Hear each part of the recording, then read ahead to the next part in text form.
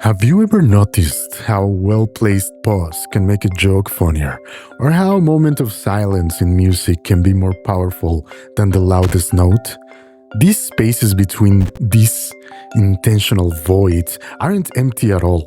They're full of potential, anticipation, and meaning. In Japanese, there's a concept called ma, the meaningful space between things. It's the pause between a question and its answer, the doorway between rooms, the white space that makes text readable. Without these spaces, everything else loses its impact, its rhythm, its ability to breathe. Think about the last time you walked through a city. The most memorable places weren't always the buildings themselves, but the squares and plazas between them. Those urban living rooms where life unfolds. A bench under a tree, a small corner cafe, a quiet courtyard. These empty spaces shape our experience more than we realize. We instinctively understand this in our own homes. That space between your coffee table and couch isn't just empty floor. It's a pathway, a place where conversation flows, where kids might play, where life happens. Move that furniture too close together and suddenly the room feels cramped, uncomfortable, unable to fulfill its purpose.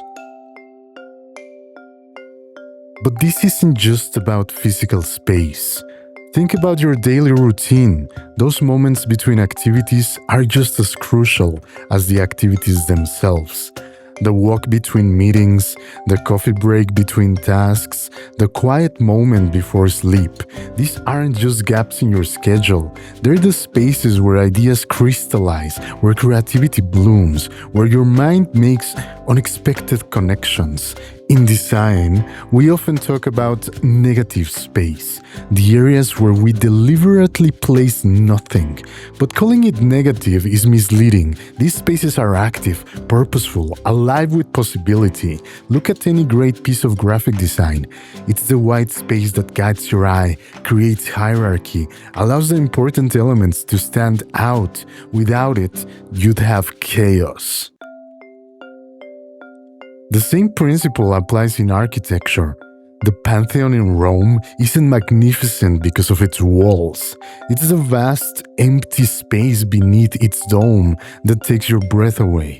It's not what's there that moves you, it's what isn't there. This understanding of space between things is something we're slowly losing in our increasingly crowded, busy world. We fill every moment with content, every corner with things, every silence with noise, but perhaps what we need most is to rediscover the value of these in-between spaces, to design not just the things themselves, but the meaningful voids that give them context and purpose. The irony is that in our quest for efficiency, for maximizing every square foot and every minute, we often create spaces and lives that are less functional, less memorable, less human. We build cities with no room to gather, design schedules with no time to think, create interfaces with no space to breathe. But the tide is turning. More designers and architects are rediscovering the power of the void, not as empty space to be filled, but as a vital ingredient in the recipe of good design. Urban planners are fighting to preserve open spaces in our cities. Digital designers are embracing minimalism. People are seeking out moments of pause in their daily lives. Perhaps this is something worth considering in your own world. Where could you create more space? In your home? In your schedule? In your mind? What might flourish in those carefully crafted gaps? Kant once suggested that space isn't just a container waiting to be filled, but rather the very condition that makes experience possible, like the canvas before the painting, the silence before the symphony, or the clearing before the gathering. These spaces aren't merely empty stages for what's to come. They are the fundamental ground from which new possibilities emerge, where creativity finds its form, and where the dance between presence and absence creates the rhythm of life itself.